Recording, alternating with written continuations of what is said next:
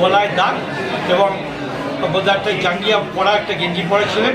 আমি এইটুকু এসে দেখেছি। দেখুন, আমার ব্যক্তিগত ধারণা নিশ্চয়ই কোনো একটা খুনটুনের ব্যাপার এবং ব্যক্তিগত শত্রুতাও থাকতে পারে, ব্যবসায়িক শত্রুতাও থাকতে পারে। এটা যতক্ষণ একটু সবটাই তো তদন্তের ব্যাপার, যতক্ষণ না তদন্ত হচ্ছে আমরা কিছুই বলতে পারবো না। আমাদের একটা অনুরোধ, আমরা এলাকার লোকেরা যে অন্তত যথাযুক্ত এর তদন্ত হোক, যদি পোস্টমর্টমের পর যা যায় খুন, তাহলে সেই দোষী ব্যক্তিদের অবিলম্বে গ্রেপ্তার করা। কি ব্যবসা করতে শিকারে। আচ্ছা, আর কতদিন এখানে ছিলেন উনি? আমি যতটুকু জানছি 7 থেকে 8 মাস এখানে ভাড়া থাকতেন? ভাড়া থাকে।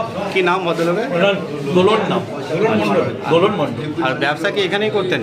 হ্যাঁ, উনি তো পাইকারি ব্যবসা করতেন, বিভিন্ন লোক এসে এখান থেকে মাল নিয়ে যেত। হ্যাঁ, এবারে কখন আসতো কন্ট্রোল তো বলা সম্ভব নয়। উনি টাকা পয়সার লেনদেন ছিল, অতএব সেই সব ব্যাপারেও কী হয়েছে বা না হয়েছে সেটা পুলিশি তদন্ত ছাড়া আমরা কেউ বুঝিয়ে বলতে পারবো না।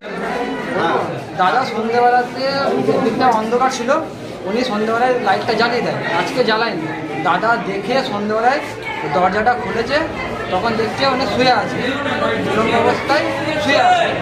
দাদা সঙ্গে সঙ্গে আমাকে ফোন করে, আমি এসে দেখি লাইট জ্বালাই, তখন এইরকম অবস্থা দেখে আমি থানায় যাই, থানায় গিয়ে আমি কী করি, কমপ্লেন জানিয়ে দিই। কি অবস্থায় দেখলে যখন এরকম কি অবস্থায় পড়েছিল? মানে ওই এরকমই যেরকম আপনি দেখলেন ওই রকমই অবস্থায়, খালি একটা স্যান্ডো গেঞ্জি একটা জানি।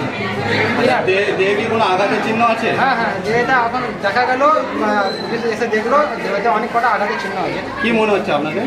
দেখলে তো মনে হচ্ছে যে মার্ডার, সুসাইড কেস তো নয়। আচ্ছা, মনে হচ্ছে না। কারোর সঙ্গে কোনো শত্রুতা ছিল?